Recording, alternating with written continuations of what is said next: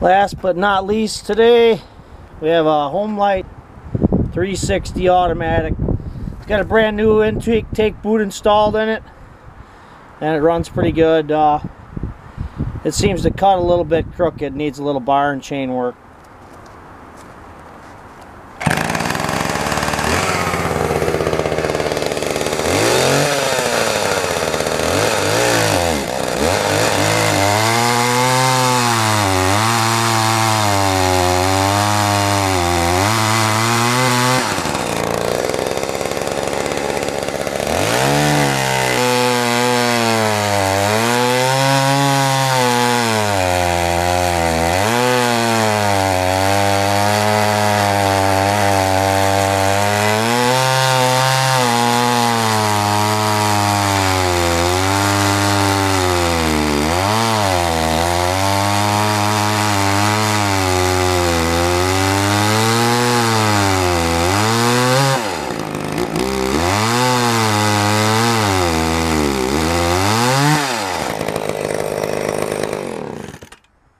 That's some good hard hickory out here today at about 4 degrees above zero.